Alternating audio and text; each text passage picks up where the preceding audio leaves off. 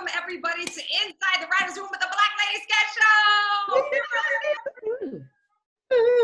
Oh my God, you guys, I am so thrilled. We're in quarantine, but we still made it to the top. Hey, to the top. We made it to the top.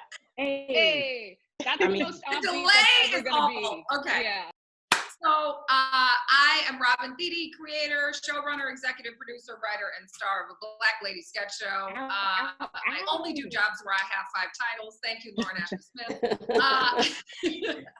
I'm so excited to be talking to everybody today. We're going to be taking your questions at the end in about 45 minutes or so. So type those in. And in the meantime, we're going to talk to you about our process. We're going to show you some clips. You're going to get to know these amazing ladies. And so I just want them to introduce themselves. The only person we're missing today, these are our season 1 writers. We did add some writers in season 2 that we love, but they were not invited today because you know what? No, we love them.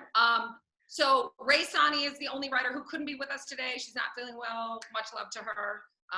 Amazing writer from The Good Place and Rel, and obviously our show, so she will be missed. But let's introduce who we have together with us. So starting with Lauren Ashley Smith, my head writer and co-executive producer. Let the people know. Hi, I'm Lauren. My pronouns are she, her, hers. As Robin said, I'm the head writer and co-executive producer of a Black Lady Sketch Show. Right before that, I was the head writer of The Rundown with Robin Thede. And before that, I worked on shows like Watch What Happens Live with Sandy Cohen, Fashion Queens on Bravo, Best Week Ever, the reboot, not the good version, and a bunch of other off with a drag series and specials. It was good. It was good, but it was different. Yeah, that's it. Yay! Well, we love you. Welcome. Thank you for being here with us today. Next, we have Ashley Nicole Black. Hi, I'm Ashley. My pronouns are she, hers. I came to Black Lady Sketch Show from Full Frontal with Samantha B. Before that, I started out, runaway AirPod. It took a little trip. It was like, there's better stuff down here. Cleavage caught it. It's true. It's true. I don't blame that AirPod. It might run again. I worked on this show, Full Frontal with Sam B, Bless This Mess. And I started out at the Second City, which some of the other writers in the room did. And I started there when I dropped out of a PhD. So that's kind of my claim to fame, was the one comic who dropped out of a PhD to do comedy. Don't go to school, kids! If I can impart one thing today, it's drop out of grad school. Yeah. And what do you do on the show? I'm a writer and a star of the show. Damn right. Next up, we have Akilah Green. Hi, also another fool who dropped out of another lucrative career to do comedy. I was a lawyer first, and here I am now. So my first show was Chelsea Handler's Netflix show called Chelsea, and since then I've done also a lot of award shows, a couple of specials for John Legend. I worked on an NBC sitcom called Perfect Harmony, and I just sold my first show to ABC. Yay! ABC's first TV show. Yay! I love it. Congratulations. Thank you. And then next up, oh boy, we have Holly Walker. What's up, everybody? I'm Holly Walker. I started at the Second City. I went on to Boom Chicago. I wrote and was a correspondent for The Nightly Show with Larry Wilmore. I've also written on Daniel Tiger's Neighborhood. Strangely enough, those are the most compliments I get for that. I wrote 2 of the seasons on Black Lady Sketch Show, and now I'm writing for Full Frontal with Samantha B. So, ow. Yeah. Amazing. Next up, Amber the Ruffin. Woo! Hey everybody, my name is Amber Ruffin. She, her, hers. This is my journey. And Second City, and then Boom Chicago, and then I got Late Night with Seth Meyers, where I write now, and sometimes I get to be on it. And I got my own show coming to Peacock in like a freaking month and a half, so please help. And I write a lot of Broadway now, so keep an eye out for Some Like It Hot, the musical. Oh, love it. Oh, there we exciting. go. Let's go. Broadway now, you've been writing musicals since you were a tiny child. They ain't never been on Broadway until now. Taking over. Last but not least, Brittani Nichols. Hi, everybody. My name is Brittani, pronoun she, her, hers. I wrote on Take My Wife. I have a film called Suicide Kale. My latest thing was The Circle on Netflix. If you watch the show where everyone was locked in a room, much like we are now. And that's about it. Yeah, I did MTV, VMAs, a bunch of other random stuff. Love it, love it. Well, we are thrilled to talk to you guys today. This group is just absolutely phenomenal. As you can hear from their, from their credits, this is a room that is stacked with talent. So I couldn't be luckier to have this group. Today, I want to talk a little bit about our process. I want to talk a little bit about how we make the show we make. And I think the biggest thing that we have to start with is the fact that we predicted the situation that the world is in now. If you have not seen the show, the interstitial storyline throughout the show is 4 women living at the end of the world, running out of snacks, quarantining together, and not able to go outside. And I remember when we were breaking the interstitials, which was a very difficult thing to do in first season because we were like, how are we going to tie everything together? And I remember coming to work and I said, I had a fever dream. And I had written something down, like scrawled something on a long piece of paper and gave it to Lauren. And we had been toying with this idea, but I think I read everything out loud and everyone just kind of looked at me crazy. And, and it all kind of clicked into place. I mean, did you guys think, I always thought it was possible that this would happen because of Trump. Did you guys feel that same way? Did you feel like it was like, oh, this is a cool like sci-fi twist that's unrealistic? Or what did you guys think about the interstitials as we were making those? Well, first off, you have lots of fever dreams that you come in with, by the way. I didn't think it was going to happen. I thought Trump was going to take us to hell, but I didn't think this was going to happen.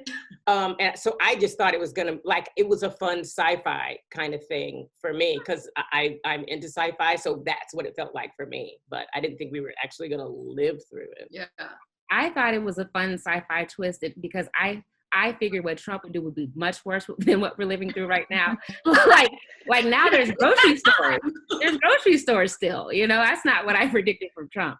So, yeah.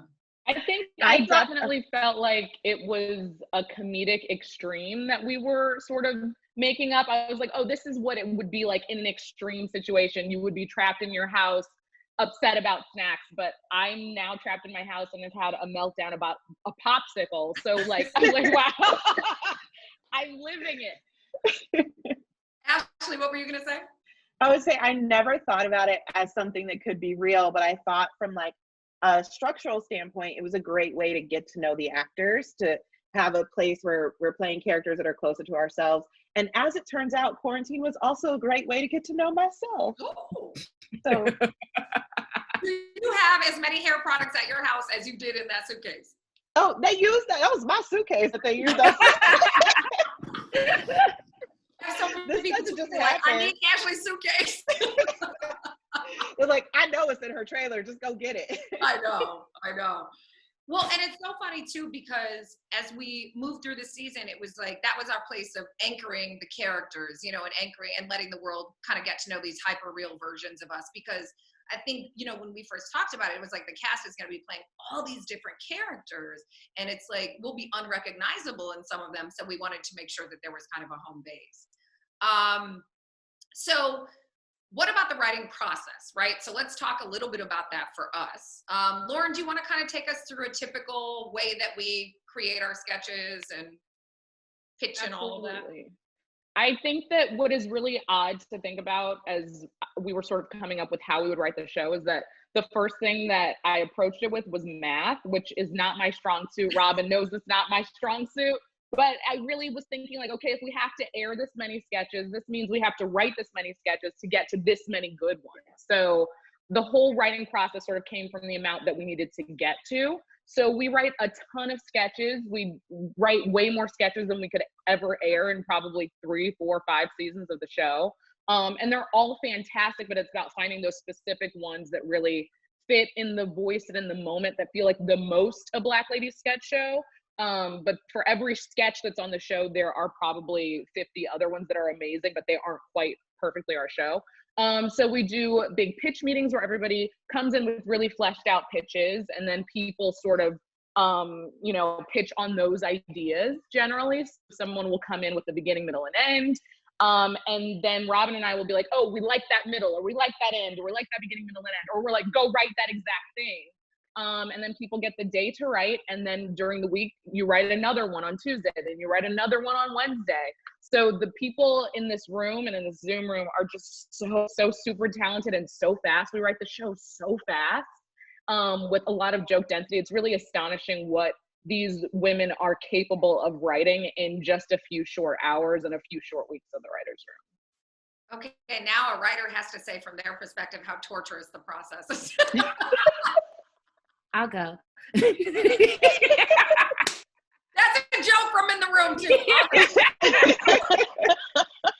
I will not call it torture. I thoroughly enjoy my time with you ladies. I will say that this show, I feel like there's such a high standard from what we expect from ourselves that like we really spend time being thoughtful about what we're writing. And so you come into the room with an idea and we will all kind of roll around and flesh it out. What are you trying to say? What's the best way to tell that story? And so it is daunting in that, like, having worked on scripted shows, you don't have to pitch for different characters in different settings and different scenarios every single day, every morning.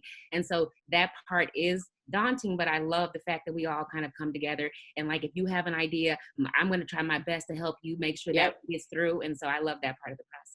Yeah. I know, I love that. Ray's not here, but she always says, you know, Akilah was pitching, this is season 2, but it's all part of our process, was pitching something, said, I don't have an end. I think you were the one that said, I don't have an end. And she pitched an ending for your sketch. That was perfect.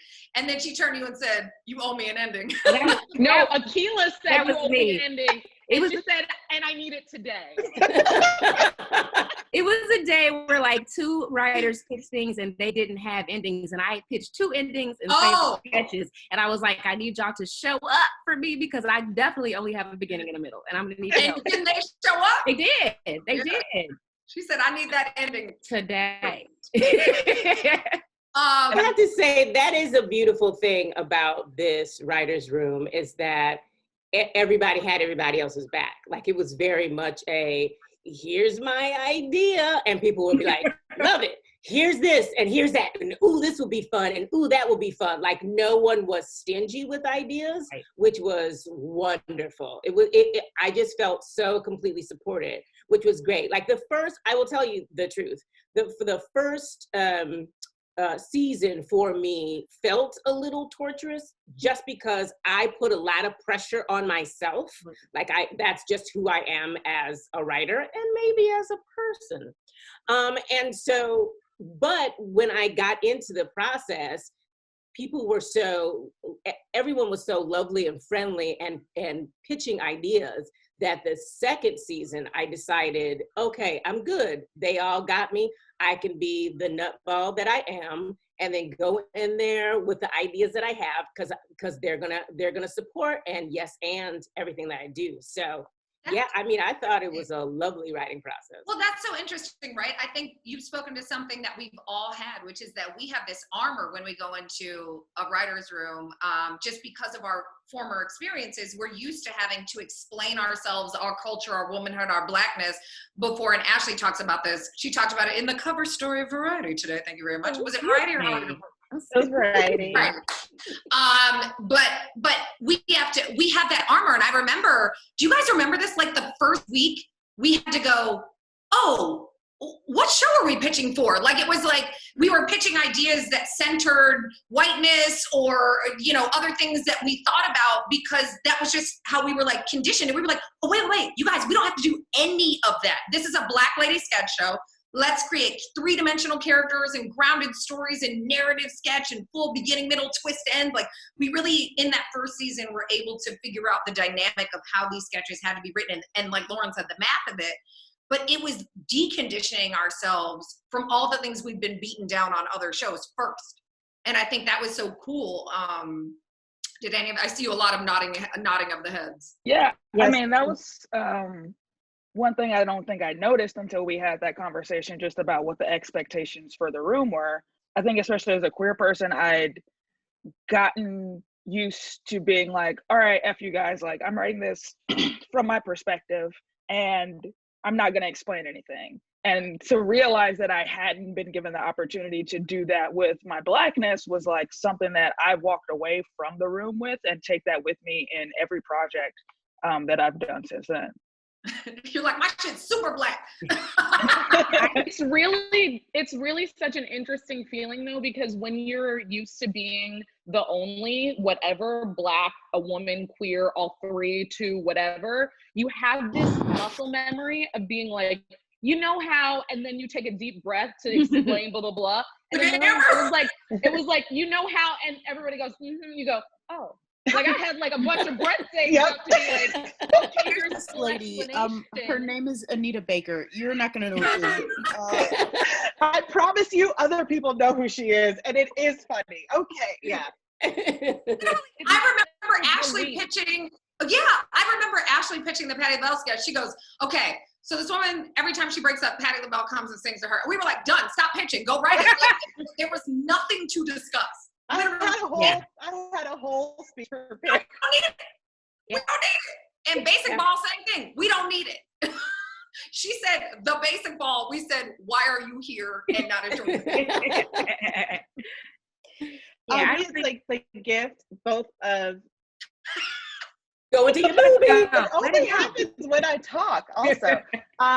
Both of the Black woman writers room, but also of the cast. Cause like, I feel like when there's only one Black woman on a show, you kind of have the pressure to make sure she looks kind of good because she's the only one. And people might think you're saying something about all Black women if you say something bad about her. But on a show where there's hundreds of Black women characters and we could see the most annoying, the weirdest, the worst ones also. And that was such the most fun I've had as a comic is like, oh, I get to play the worst character ever, which I hadn't gotten to do before. It was freedom. It was a freedom. Yeah.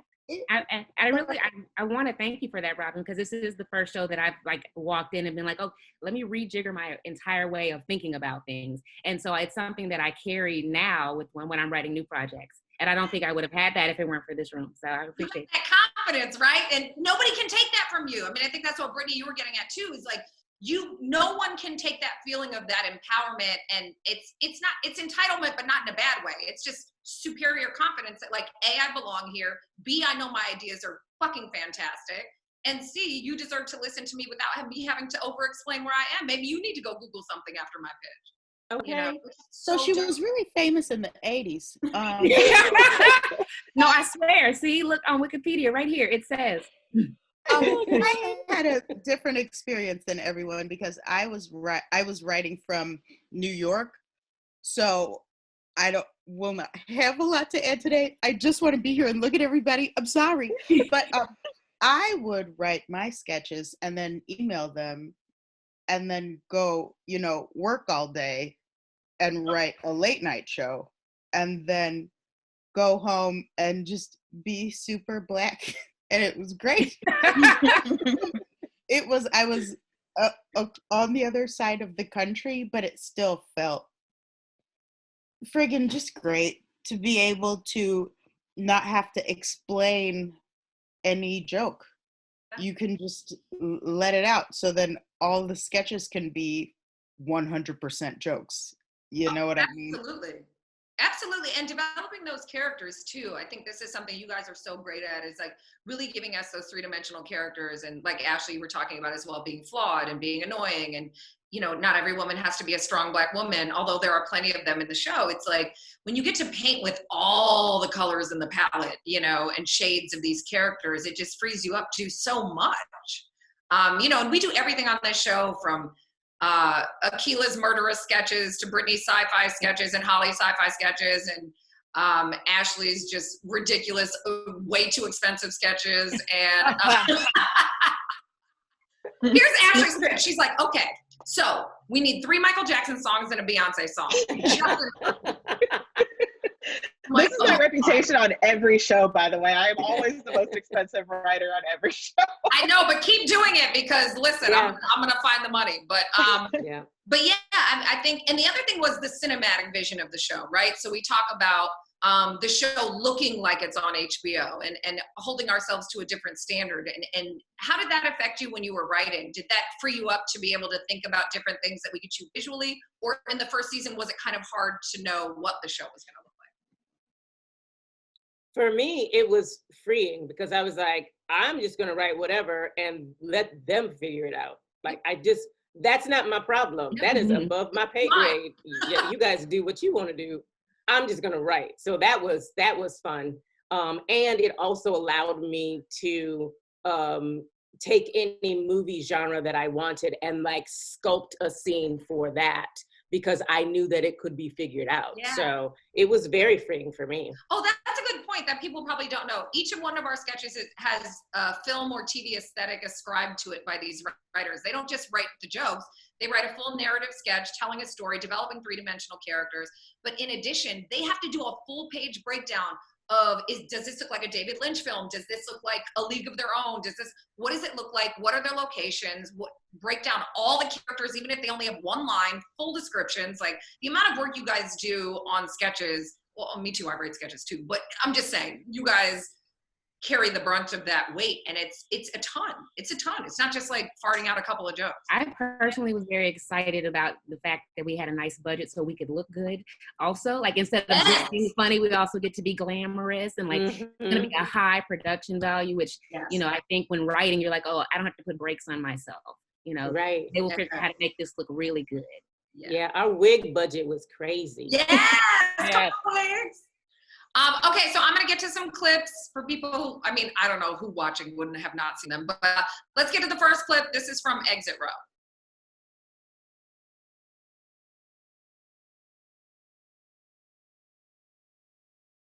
How much does she pay? This job is my favorite. I know. Lauren and I say it to each other all the time. The great thing about this sketch, I'm going to kick it to Lauren and Akilah, is that I had this idea for this guy that I dated. And we all dated him.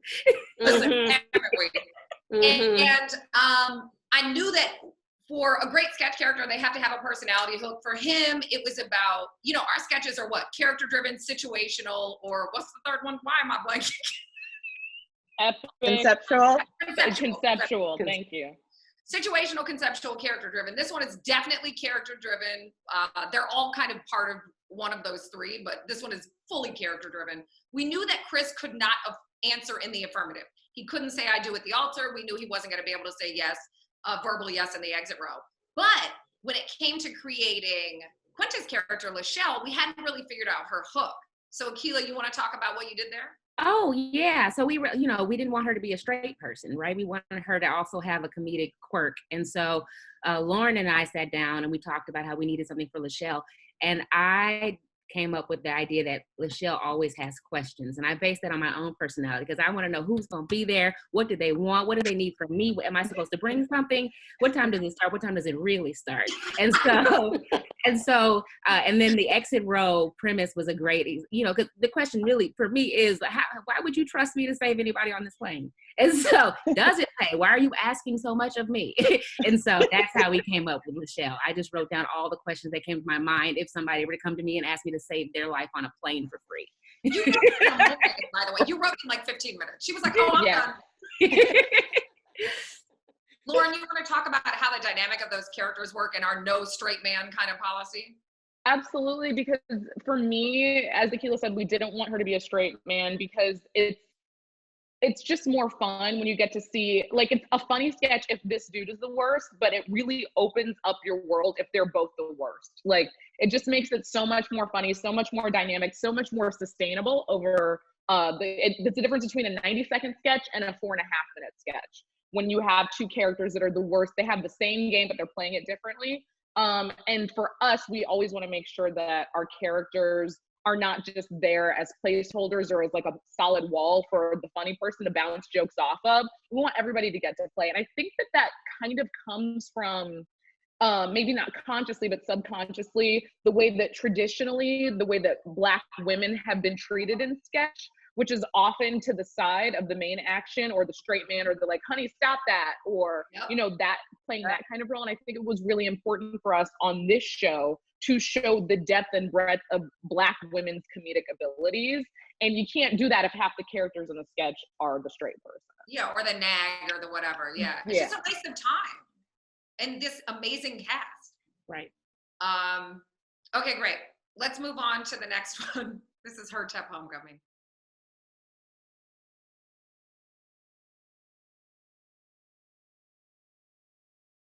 I gotta How many Caucasians? go. I want to say something about that sketch that I just want to point out, because we do internal table reads of all of our sketches. And so we would, like, as the writer's room, just read sketches out loud, because that's how you hear what lands, how you hear where, you know, things need to be trimmed out. And so Robin, you know, we're not like giving Ashley and Robin characters that we're like, oh, you're definitely playing that on the show. Sometimes they just are reading characters to read them, see how they sound. And I think it was the first time that we read the Her Tep script that it got up on its feet. And originally the character did not say CCC all the time. Mm-mm. Robin did it in the table read because I think she couldn't get her page to turn or something. And so she kept saying C because the page was exactly what happened. And once we heard that like clicked in, I think, for everyone in the room as we went forward in writing for that character. It really became a part of the voice. And so part of what is so great about this room in particular is having the performers in the room, because you get to have those discoveries. Yeah, that character is super stupid. And Dr. Hadassah Olayinka Ali Youngman, pre-PhD, is truly, I think that was Ray's idea, right? That was Ray Sani's original idea. And it was definitely somebody that I very much went to college with and have known and seen on Twitter in the days since, kind of an amalgamation of a bunch of people. But the funny thing is, everybody keeps asking me, oh, can you do Her Tep? And what would she say about what's going on in the world? And I'm like, y'all know what she would say. But also I just don't have the blonde dreadlocks at home, so I can't shoot it. But that one also is interesting too. Shout out to our director from season 1, Dime Davis, the incredible Dime Davis, and our art directors and our art department, Cindy and Michelle, an all Asian woman team, Black woman director. You wouldn't believe what that room looked like before we shot that sketch.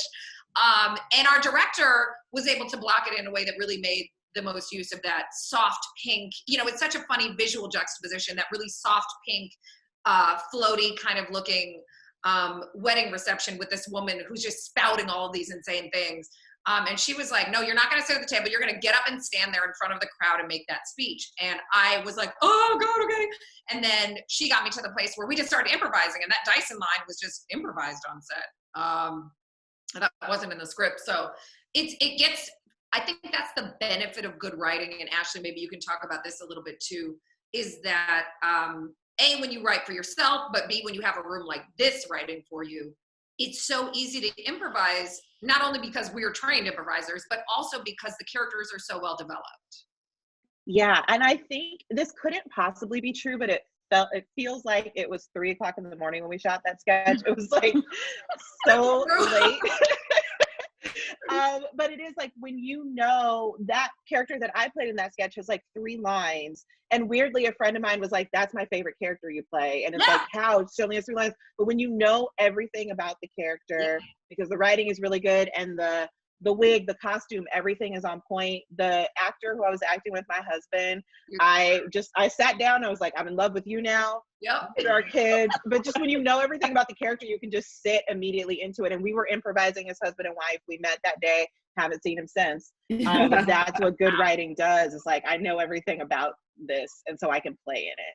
Everyone You keeps sound sad. We could find him. Abel's funeral. Go ahead, Brittany. No, I just said she sounds sad about it. We could find that man if he You know what? I've tried to cast him in things, and I really enjoyed my time with him. Brittany said, we have solutions. Why are we talking about this? We got you, Ashley. We got you. We can hook you up. What you have to know about Ashley is that she lives her life in a rom-com. So anybody she comes into contact with, it doesn't matter who it is, is immediately she's in love with them. It does not matter who it is, what they do, what their age. It does not matter. They are in love, and they will always be in love. Oh, hold up, but also, but hold up. Also, Ashley does tend to write boyfriends and sexy men to be in sketches with her. So it's not that she just happens to meet these people and fall in love. She writes it into the sketch, and I say, bravo. We work really long hours. How else am I going to meet people? True. I honestly, it's the smartest move. I just write me playing and, which is antithetical to everything. Okay, great. Let's go to the next one. This is gang orientation.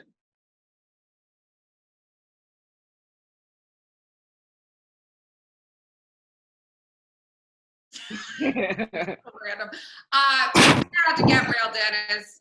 Her work in that sketch is utterly Emmy worthy. Just if you can win an Emmy for a sketch, she should earn it. Absolutely.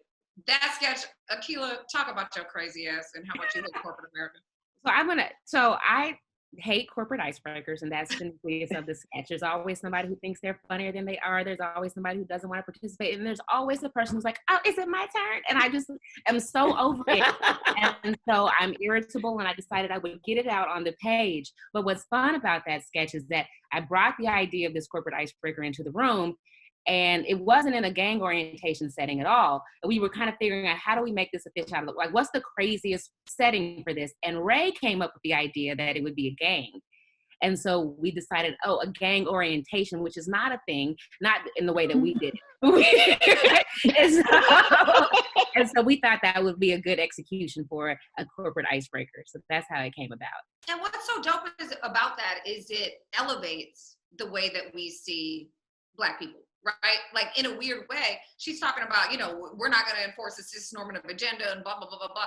I mean, it's like the dialogue that you wrote is genius because it's very much HR dialogue, but it also helps us see these women in an elevated light, which I love because I think anybody else that would treat Black gang members in a sketch would mistreat them in a sketch. And I think the cool part is we elevated them. They're smart, they're considerate, they're progressive, they're forward thinking, they're accepting. And at the end of the day, Quinta didn't do what she needed to do. So she had to go. It's still a business. True that. And side note. Yeah, go ahead. Side note, those eyebrows on Shanidra were Robin's original eyebrows. Like, I've known her for a very long time, and she has also progressed and switched up her eyebrow game. So I have to shave a lot between here and here. People go to me, they say to me, that makeup that you had, you were unrecognizable. And I'm thinking, it's the least amount of makeup I had on the whole series. I literally just had none on. A little deep, and that was it. And then the neck tattoo, that was it. So thank you. That is how I look.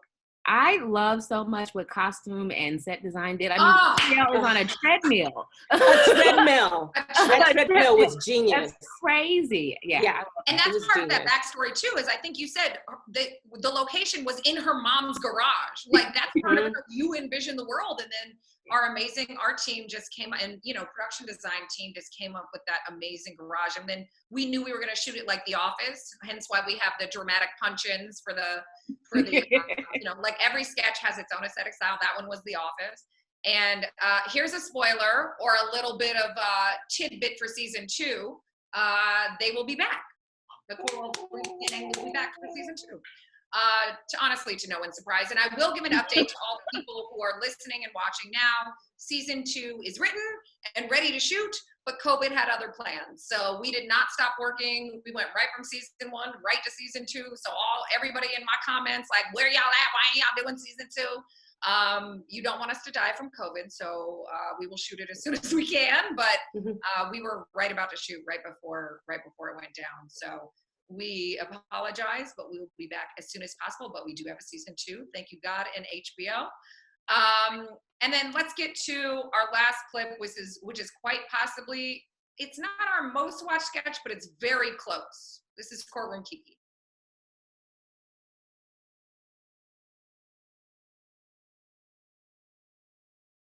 The fact that Brisha types on beat and there was no music while we were shooting. So funny. That's so funny. Honestly, wow. That sketch brings me so much joy. Ashley, that's your sketch? Mhm. You want to talk about it?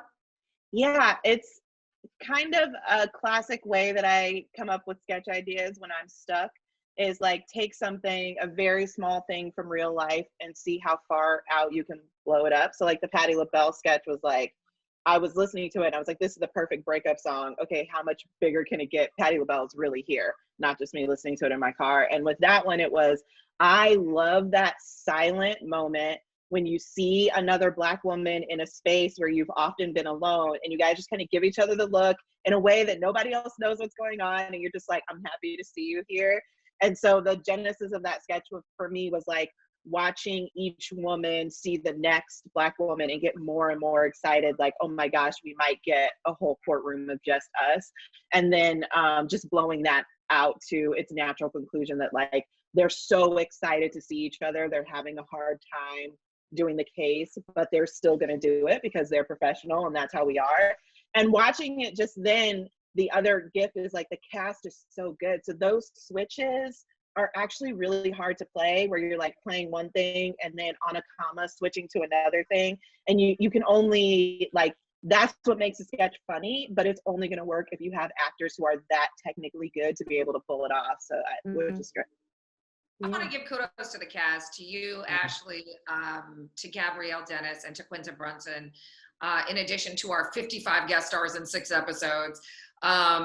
Literally no moment of screen time is wasted in this show. And the compliment I get all the time is that cast is so good. How did you find them? And I'm like, no, y'all just been ignoring them. Like, they've been here, right?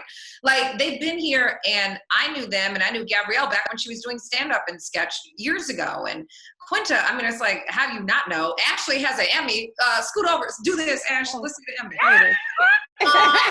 There it is.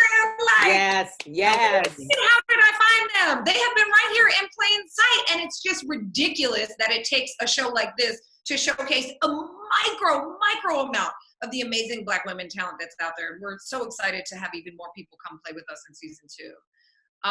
Yeah, I think the cool thing is we always get tweeted and stuff. I know you guys do too, like Black lady lawyers, Black lady dentists, you know, all that kind of stuff. Black lady writer's room. That's what it was.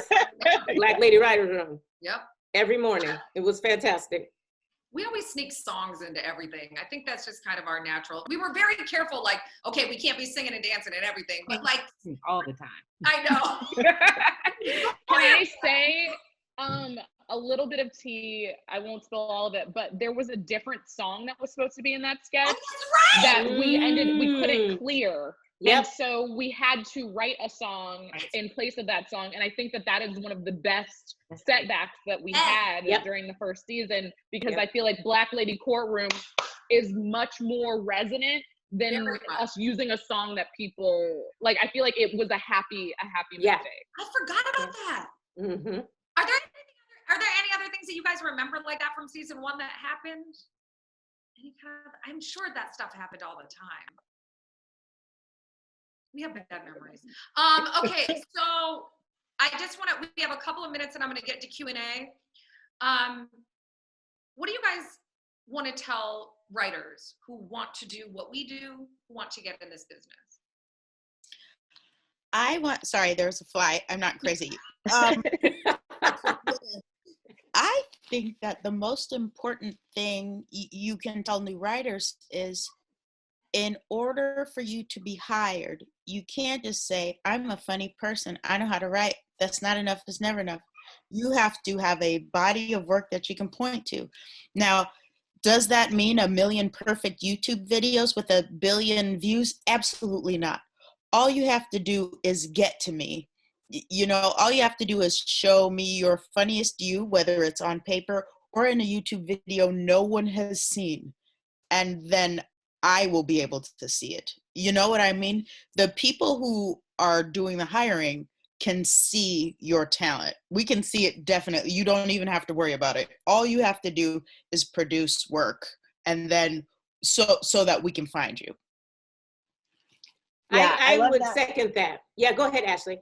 I would say I love that because it's work that people can see in some way. And I think people get told, make a web series, and that's so expensive. It doesn't have to be that. have a hilarious Twitter, have hilarious videos on your Instagram, do live shows. Doing a live show in a theater is like the smartest thing you can do, and invite people to come see it. Just have something that's available for people to see. And then the other thing I would say is you should learn everything about how to write. Learn all the structures, learn all the formatting, learn, even if you want to be a comedian, learn how to write a drama, but don't learn from other people what to write. Like, the thing that you bring to it is what is the content that's on your heart? What's the story that only you can tell? And so when people are teaching you structure and how to do it, learn all that, but don't confuse that for what to do. That's the thing that you bring to it that nobody else can. I agree with that. And to both of those points, I think that you should also, if you were writing, write your voice, write what is true to you. Don't try and write like someone else, write you. Like, I know you have to do spec scripts as well, where you have to make sure that you can write in other people's voices. But if you're writing your own stuff, make sure that it sounds like you. Like, I remember writing for the nightly show, and we would have scripts due in the morning, and I would write out something and end up like needing jokes in these two or three spaces. And I would write stuff that I was like, well, that's just dumb. Like, it's funny to me, but I don't know if it's funny to anybody else. And then, but I would write them in and then run out of time and not have time to replace them. And those were the jokes that resonated with people. Yeah. The ones that sounded like me. Yeah. So write you. Like, we have, there's only one you, and we need to see that funny, that heart, that gorgeousness of you. So put that out there. Yep. I absolutely agree with Holly, because there are so many brilliant writers, and I know there are hundreds of brilliant writers watching this right now. So like, the only edge you have on anybody else is that you are you. You're the only you. So you have, if you don't write from who you are right here, that's giving up a huge advantage that you have. And I think technically, like, read your writing out loud. That is something that is truly invaluable, because you'll hear it in your mouth and be like, oh, that's really hard to say, or people don't actually talk like that, or that's way too long or too short or too whatever. But that's really helpful. And then also being open to collaboration and not being precious about what's on the page and your ideas and your words, because 9 times out of 10, when you get a writing job, you're not going to be the only writer in the room. So you have to learn how to take notes from the person running the room, the person running the show, the person running the network, the person running the studio, and being open to the collaboration in the room, because the chances are what you're going to get from a bunch of brains is going to be better than from one brain. And spending energy getting caught up in getting your feelings hurt is not helpful. Yeah. And just know that it's part of the process. It's not someone trying to hurt your feelings or say that your ideas aren't good, but it's just a part of the process. Yeah, and I just want to disagree with Holly, not with what she said, just her as a person. And this is our relationship. This is our relationship. We've been this way for what, 20 years now, Robin? Like, this is, I'm the sweet one and she's the mean one. This is our relationship. That is not true. No, the first day, I told everybody Holly was crazy. And they were like, Robin, you're being mean. And then Holly showed her ass. And then they were like, wow, Robin, you were right. Anyway, let's get to some questions. Okay, so I'm just going to pick like kind of the ones that have been favorited a lot, because I think that's what people want to hear. So there's a lot of questions from very specific Black lady sketch groups in the comments. And I won't get into all your specifics, because I think I want to answer questions that are good for the larger audience. But they're asking, how do you go from a sketch group to getting paid for your writing and acting? I think for me, the big thing was focusing on writing. So when I was ready to make that transition, I was at the Second City and I wanted to move into television, which is where the money is. So I started writing scripts so that when I either applied for jobs or tried to get an agent or a manager, I had a whole stack of scripts. I think people like will advise you to like have one good script, but once they've read that one, if they want something else, what do you have? So I really focused on having a portfolio of writing, which really worked out for me, because then the first job opportunity I got was to do a packet for Full Frontal. And I had been writing so much that I got the packet late and I had like 2 days to write it, that I could write 25 pages in 2 days because I had been practicing. So it wasn't even about actually having the volume of writing. It was about the practice of having done it allowed me to be ready to shine when the opportunity came. I think it's also very rare. I mean, Astronomy Club did it and they're amazing. But I think it's very rare for your whole ass sketch group to get a sketch show, mostly because I'm just going to be very blunt because that's what I believe. You're not famous. No one knows who you are. And it's going to be tough. Like, it's just going to be tough. And Astronomy Club, unfortunately, did not get renewed. And I don't think as many people saw it as they should have. And that's unfortunate because they're incredible. And so I think if you're trying to look, the reason why we named it a Black Lady Sketch Show instead of the Black Lady Sketch Show is because we wanted to keep the door open and just be one of many. So I hope that our show continues to open the door for other sketch groups to pitch their projects to networks and to get it made. But what I will say is there's a reason we had Angela Bassett, Laverne Cox, Patti LaBelle, all these people on the show, because we wanted to make sure that we cemented, and all of us are decades in the game, you know? So is your sketch group going to immediately get a TV deal and get on TV? Maybe not, but I can tell you that the reason why I became head writer at Larry Wilmore's show is because he saw me in a sketch group, a Black Lady sketch group, years and years ago and didn't forget. And so by the time I had worked my way up, exactly what Ashley is saying, and gotten the work and paid my dues, he remembered me. So, you know, and then I pulled Holly up, hired her at the nightly show, big mistake. And then see what I'm talking about? See what I'm talking about? I didn't earn it myself. She pulled me up. I'm just, that's what I'm just saying. You know, I'm just saying. No, Holly, I'll be honest, Holly taught me everything I know about improv and sketch, and that is without exaggeration. I owe my entire comedy career in minutes to Holly Walker, and that is the truth. She's trying to play like she's nice right now, but you know, as soon as this is over, she's gonna go back to the same Robin. The other thing I'll say is that somebody was asking, how do you know if an idea is good? How do you know if it's funny? I talk about that one because when Holly was first talking about when we pitched sketches, she said, here's my idea, and there was a question mark, and I wanted to make sure that you will sometimes walk into the room being like, it's close, it's almost it, and it's it adjacent, you know, and so you don't know. You really often, there are a couple of times when you walk in and you're like, bam, this is it. I haven't experienced it, but you know, I heard about it. And so even the one sketch where I was like, it turned out okay. I really walked in the room like, it's gonna be terrible. So I feel like you should let yourself off the hook for that one. You go in there with what you think is good, what you think is the best, and recognize that nobody's really walking in with a perfectly formed idea. It's a rarity, and it's okay. Because that's what the room is for. We come there to play and build on each other. Yeah, I think this play is a good idea or not until it's over. You don't know until everyone laughed and lost their mind. Because so many times I go out there and I'm like, "Ooh, this is it. You're welcome," and nobody cares. You know, so you should treat everything like it is the best, because your piece of shit sketch that you're like, oh fuck, I guess I have to do this because I didn't do a good enough job, that's the hit.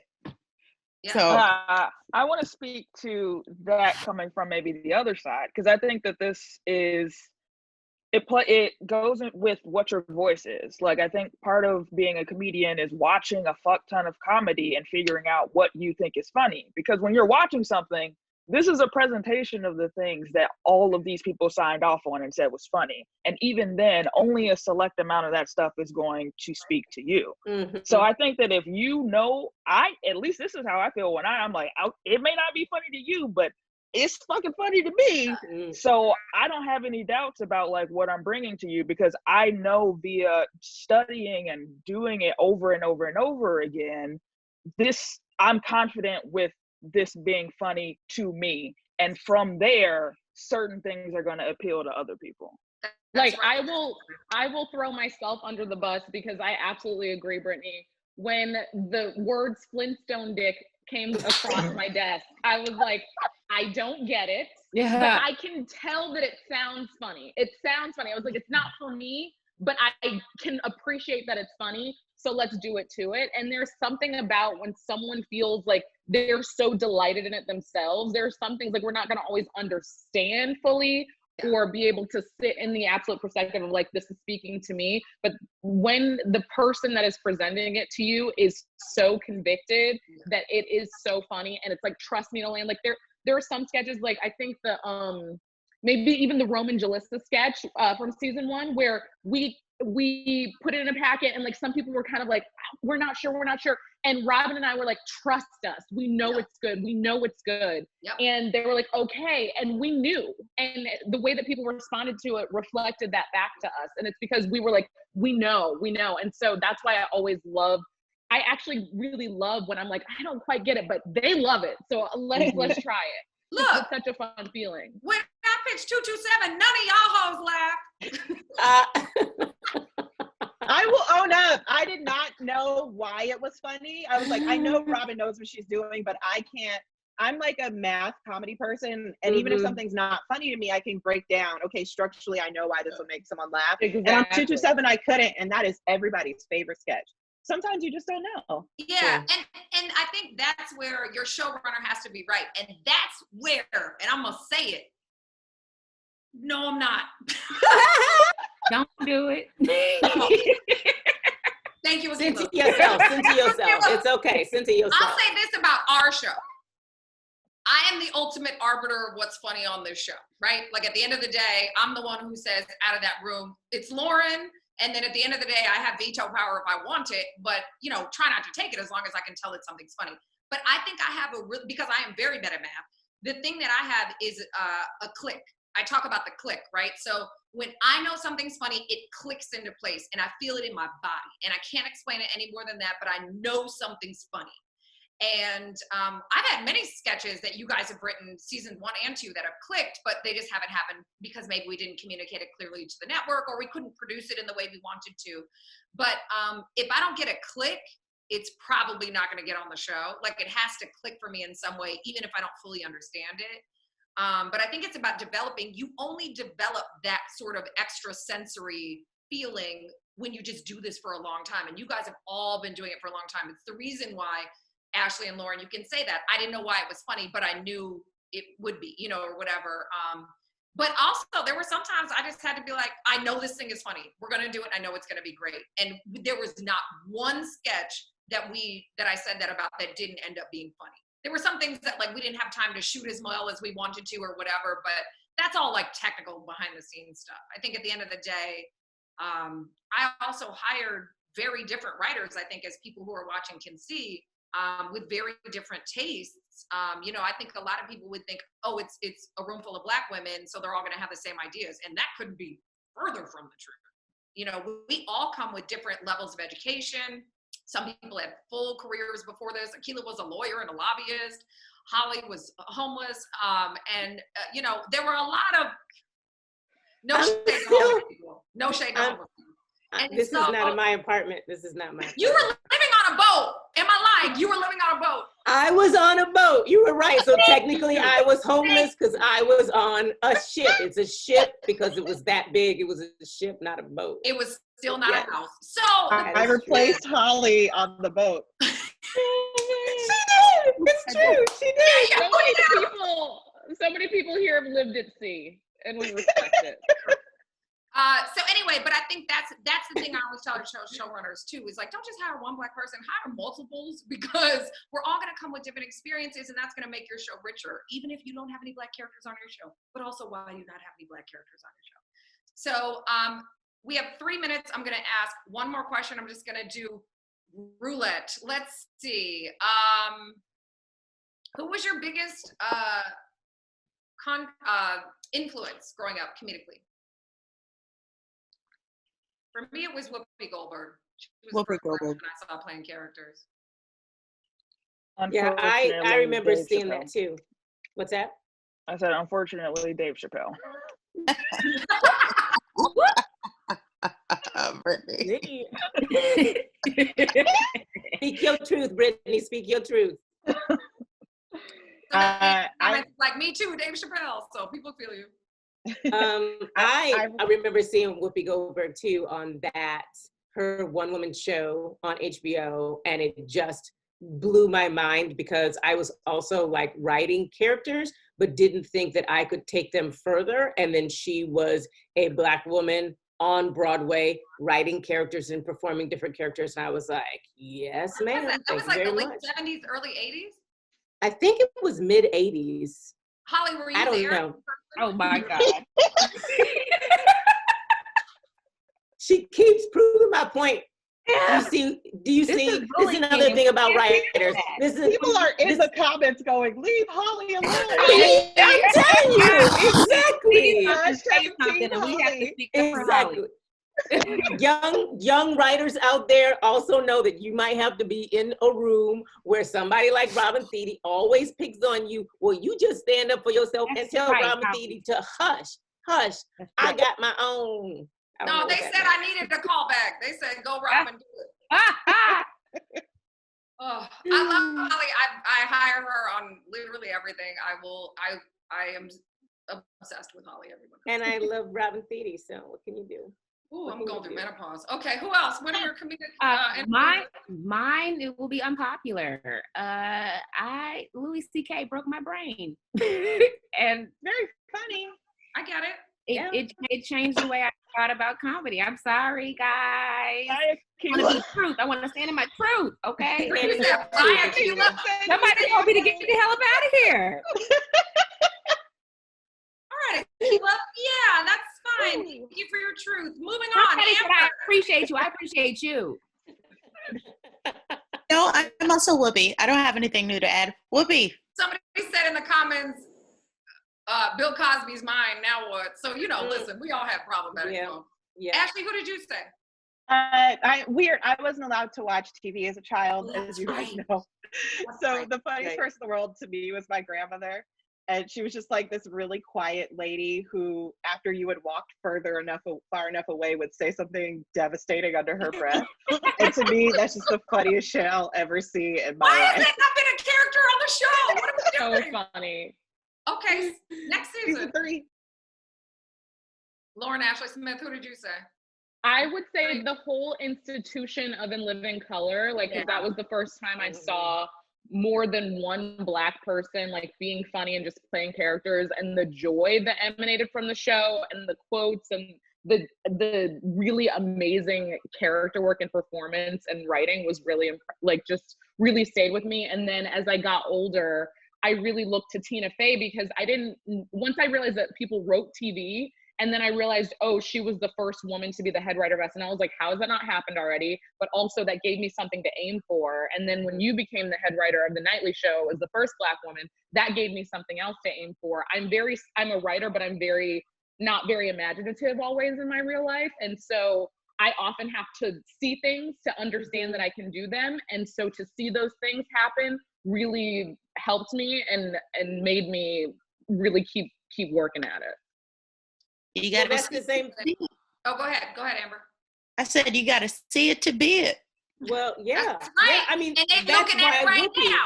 Yeah. So I just want to say thank you. We are out of time, but ladies, you are literally the cream of the crop. You have revolutionized this industry. I say that without any exaggeration. You are truly the most gifted people I have ever worked with. I am absolutely incredibly lucky to have you in my life and in my work, and I will continue to stalk you all offline. Wear your masks, wash your hands, people take care of each other, and at the end of the day, we're just a Black lady writer's room. This is awesome. Thanks, everybody. Love you guys. Bye. Thank you so much. Bye. Bye.